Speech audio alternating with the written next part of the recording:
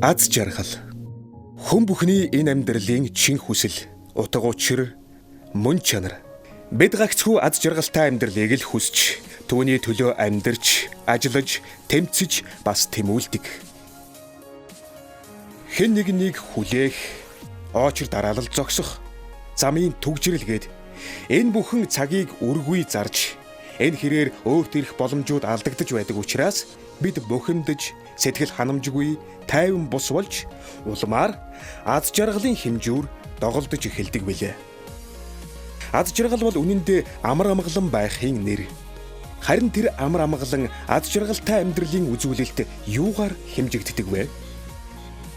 Аз жаргал гэдэг бол хамгийн түрүүнд эрүүл мэндэл байдаг гэж байна. Сэтгэл хамгаалсан тайван бүх цаг хугацаагаа өөрөө мэдэрч чаддаг, тэрийг төлөвлөж чаддаг. Бүхэл талын юм ерөөсөө эрүүл мэндийг ихсэн гэж ойлгож байна. Мэдээж найз нөхөд тэгээд гэр бүлийнхнээс авч мэддэг гэж бодож байна. Ийм сайхан газар бол одоо хүмүүс аз жаргалгүй амьдрна гэдэг нь надад бол санаанд буухгүй л. Аз жаргалын хэмжүүрт IT-гийн нөлөөлөл. Зүгээр цахим дотор явж байгаа энэ цахим үйлчилгээ ер нь IT-чих, интернет чих гэдэг юм маань өөрөө аз жаргалын индексийг бий болгож байгаа юм. Төрийн үйлчлэгнүүд байна шүү дээ. Одоо янз бүрийн лавлгаа, тодорхойлол, дээр нийгмийн даатгал, гэх мэтлийн бүхний төртөө байнгын холбогддог, тусгай зөвшөөрөл, лиценз, эдгээр энэ асуудлуудыг хэрхэн зэгцлэх вэ гэдэг энэ асуудал гарч ирээд энийг ямар байдлаар автоматжуулж хийх үү гэдэг асуудал гарч ирсэн. Цахим засаглал. Цахим засаглал нь төрийн үйлчилгээг эргэд оролцогч талуудад төргийн шуурхай хүргэх, тэдний хоорондох хамгийн үр ашигтай байнгын харилцааг бий болгоход мэдээлэл харилцааны технологиг ашигласан харилцаа юм гэж тодорхойлогддог. Тэгэхээр Монгол улс маань гүрж болон Эстонийн загварыг одоо хийх чиглэлдээ бас залуучуудаа явуулсан. Тухайн үед миний бие болон үндэсний дата төвийн захирлын бол бит хоёр хамт гүрж улсад очиж энэ туршлагыг судалж исэн байна. 16 байгууллагын интернетээр бүх юм хийдэг юмыг танилцуулсан. 16 презентац үзүүлсэн. Аднаас харахаараа бол вебсайт л үзүүлээд байгаа шүү дээ. Тэгээд тэр вебсайт руу ингээд так орохоор конопод харахад ингээд одоо юм татвараа төлцдөг. Иргэнийхээ мэдээллийг олоо харцдаг. Эрүүл мэндийнхаа мэдээллийг харж байгаа. Төрийн имлгүүд. Төрийн имлгүүд дээр тэр имлэгт үзүүлээд энэ имлэгт үзүүлэхэд хоорондох мэдээлэл нь зөрдгөө байхгүй юу? Өөрөөр хэл нэг л мэдээлэлтэй байна гэсэн. Гүржийн том ололт амжилт нь юу вэ гэхээр энэ технологийн салбарыг ашиглаад улсынхаа бүтээмж болон иргэдэд үйлчилж байгаа үйлчлэгээний салбаруудыг илүү өргөгөөжтэй болохын чиглэлд анхаарад тэгээд дандаа технологийн шинжилгээг хийсэн байдаг. Тэгээд технологийн шинжилгээ одоо гол нарийн утга учир нь юунд дэвдгүү гэхээр үндсэндээ хүний хөдөлмөрийг багасгах, танд одоо хийж байгаа цаг завыг хэрэг хэмнэж чадж байна. Энэ бол автоматжуулалт гэж ойлгож болно. Дэлхийд дахин амьдралын зорилгыг хэрэгжүүлэхэд технологийн дэвшил асар их нөлөөтэй гэж үздэг нь гүржүүлсэн манай орныг бодвол ядуу буурай, байгалийн баялаг муутай хэрнээ, үүнийг хийснээр асар их хөгжлийн түлхэц хөшүүрэг болсноос тод харагджээ. Эстон улсад захим засаглалыг хөгжүүлсэн тэр туршлага өнөөдөр дэлхийн номер 1 захим засаглалыг хөгжүүлсэн орн байгаа.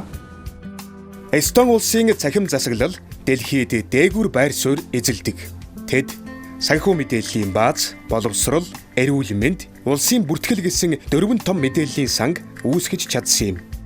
Өнөөдөр бид дэлхийд 7 тэрбум хүний мэдээллийг цаашаа хэлбэрээр хадгалах гэж үзэх юм бол байгалийнхаа хичнээн хэмжээний модыг бид бүрэн дараа хийх үү. За технологи ашиглаад бид одоо бага технологи дээр одоо жишээлх юм бол энгийн флаш диск шүү дээ. Флаш дискэн дээр одоо таны бүхэл амьдралыг тэр чигт нь хуулаад өгч болох тийм одоо том давуу талыг технологиор авчирсан байна. Судалгаанаас үзэхэд 2015 оны 12 дугаар сарын байдлаар гар утас хэрэглэгчдийн тоо 3,68,156 бөгөөд үүнээс 1,927,797 ухаалаг утас хэрэглэж байна. Интернет хэрэглэгчийн тоо жил ирэх тусам өсч 2013 онд 840,000 байсан бол 2014 онд огцом өсч 1,962,000, харин 2015 онд 2,430,000 хүрсэн үзүүлэлттэй байна. Иргэдээс төрийн байгууллага албан тушаалтанд гаргасан өргөдөл гомдлыг шийдвэрлэх тухай хуулийн хэрэгжилтийг хялбарчилж төр иргэдтэйгээ илүү ойр болсон нь 11 төвийн ажил байлаа.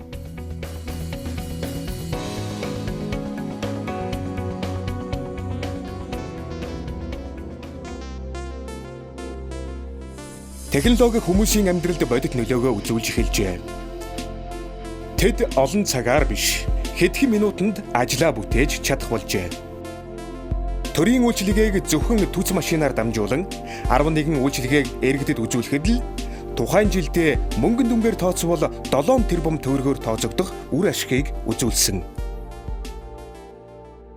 Шинийг үндэсний дата төв нь 2015 оны 4 сард хүлээж авснаас хойш хөгжүүлэлтийг нь ялангуяа энэ байгууллага дотор мэдээлэл технологи хөгжүүлэлт хэлсэн бүрэн хөгжүүлэлтийн хариуцаад явж байгаа. Тэгээ одоогоор 19 ширхэг үйлчилгээ яг идэвхтэй ажиллаж байгаа. Ага түцийг хийцэн юм бэ гэхээр ядаж ингээд иргэдийнхаа цаг хугацааг хэмнэсэн байхгүй.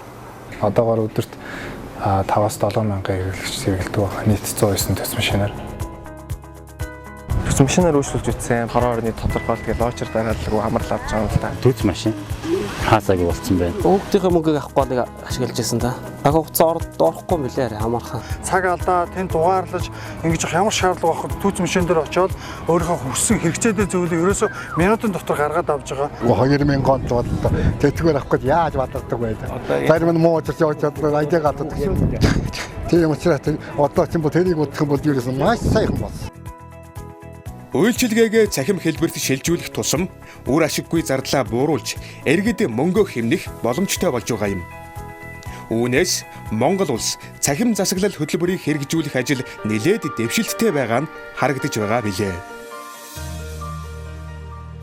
Цахим засаглалыг G2C буюу төр иргэн хооронд, G2B буюу төр байгууллага хооронд, G2G буюу төрийн байгууллагын хооронд, G2E буюу төр ажилтан хооронд гэж ангилдаг.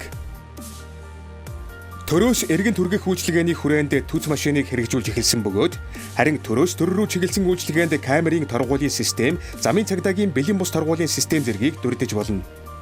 Тэгвэл эргдээс төрд чиглэсэн үйлчилгээний хүрээнд санал гомдлыг 11 төвөөр дамжуулан авдаг болсон. Харин төрөөс байгууллагууд болон иргэдэд цаашлаад төрд өөртөө чиглэсэн ажил бол нөөтөс төсөл буюу нэмэгдсэн өртгийн албан татварын урамшууллын систем болж чадсан юм а.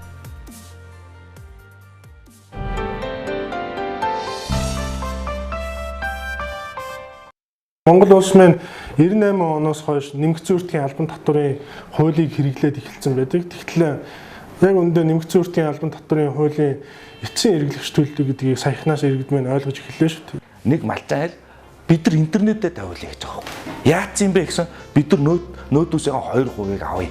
Бид нар тэр суглаанд ч оролцъё. Тэр өдөөний бид нар ч бүр одоо ноутбуктай олсонсон овон дээр шүлжээ ирдэг тий. Тэгэхээр зэрэг одоо тэгээд бараг л овон дээрээс нэт дараал байж юм санагдчих шүү дээ. Заавал төс хөрөн газар гэлтгүй хөдөө орнотын хүмүүс зөндөө азтан болж байгаа.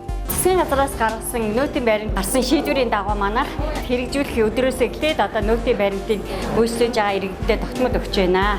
Баримтыг бүл хүн болгон авахыг хүсэж байгаа. Яг л бид 2% буцааж авах учраас бүх хүн тааламжтай сайхан байгаа. Манай байгууллагын хувьд бол хүмүүсийн нөөтийн системийг маш тааламжтай хүлээж авч ирсэн.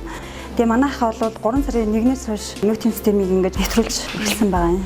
За иргэдийн итгэх оролцоо ингээд нэмэгдэх тусам технологийн хөгжлийн доголд тулгуур суурилсан баазын мэдээлэл маань ингээд томорж идэг ийм жишээнүүд харагдаж байна. Нөөтийн баримтын аппликейшнийг бол ашигладаг.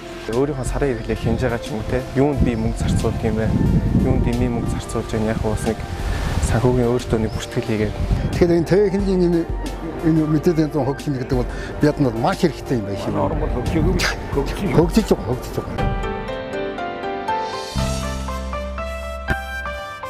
Санхүү эдийн засгийн салбар дээр хамгийн түрүүнд төр талаас харахаар татвараа зөв барааж авдаг байхын тулд нөөтөөс гарсан. Тэгэхээр нэмэгдсэн өртгийн албан татварын урамшууллын систем, за мөн нэмэгдсэн өртгийн албан татварын энэ хууль хэрэгжснээр төрд бол галт эдийн засгийг бууруулах буюу сүүдрийн эдийн засгийг буураад иргэдийн оролцоотойгоор бүртгэх томоохон механизм бий болчихж байгаа. Нэгдүгээрт нь. Хоёрдугаарт нь иргэдэд айл өрх бүр санхүүгийн боловсрол эзэмших юм томоохон боломжийг бүрдүүлсэн. Санхүүгийн боловсрол гэдэгт та өрхийнхөө орлогыг хичнээн төгрөгийг юунд зарцуулж байна. Цаашдаа юун дээр хэмж болох уу гэсэн санхүүгийн тооцоол хийх анхан шатны мэдээлэлтгүүнээ авч яана гэсэн.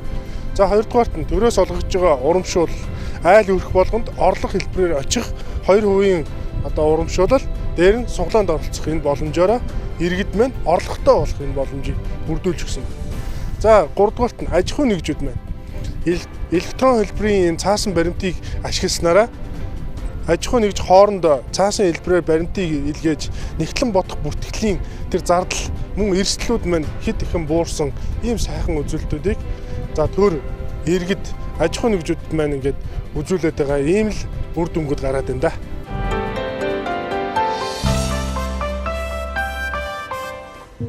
Би 6 сарын 25-нд хаа зэцэгтэй ажилтны Японд дэлгүүрээд ирсэн. Тэр дэлгүүрт ороод 35 мянган төгрөгийн бараа авчихсан. Тэгээ тэр суглаа маань хонжир очсон байсан. Баянцлийн утасны төлбөр хийсэн 32 мянга хэдэн зуун төгрөг байлаа. Утасны төлбөр хийгээл тэр мөрөөсөөс очсон байна.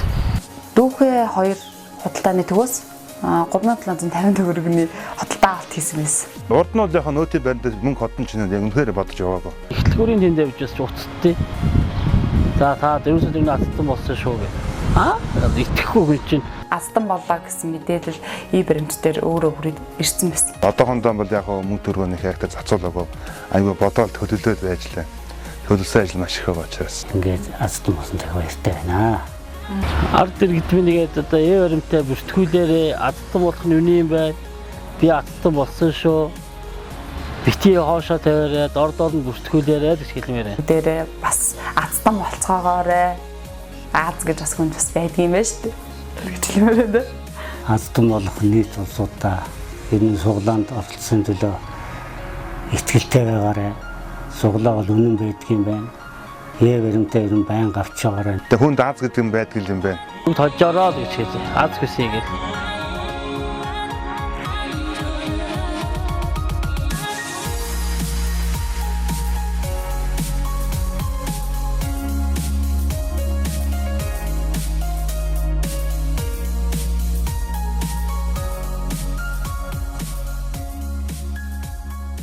Төрийн үйлчлэгээнүүд нь бүгдөө юу вэ?